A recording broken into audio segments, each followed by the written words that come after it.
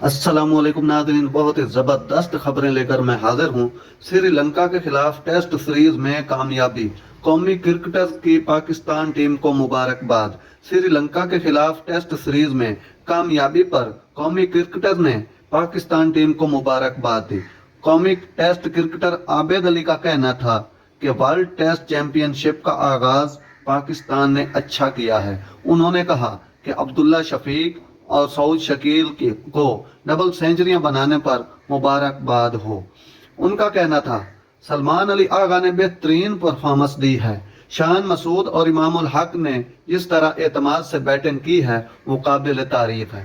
कौमी test cricketer ने कहा कि बॉलर्स में नसीम शाह, अबरार अहमद और नुमान अली ने बहुत उम्दा बॉलिंग की है। उनका कहना था कि शाहीन शाह अफरीदी का कम बैक हुआ, उनका स्पेल बेहतरीन था। कौमी वेमन टीम की कप्तान निदा डार का कहना था पाकिस्तान टेस्ट टीम को श्रीलंका के खिलाफ सीरीज जीतने पर मुबारक हो। उनका कहना था कि अब्दुल्ला शफीक और सऊद शकील की डबल सेंचुरियां बेहतरीन रहीं।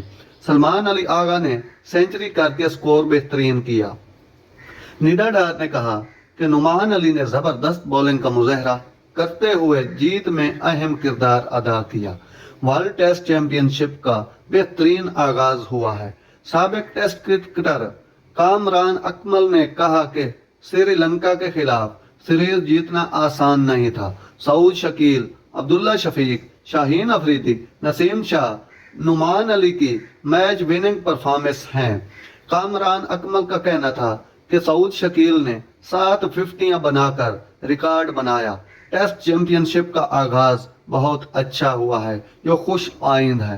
नादरीन, ये थी आज की जबरदस्त खबरें जो मैंने आपको सुनाई। अगर मेरा वीडियो अच्छा लगा हो तो मेरे चैनल को सब्सक्राइब कीजिएगा, लाइक शेयर भी किया करें। मिलते हैं अगले वीडियो में। अल्लाह हाफिज।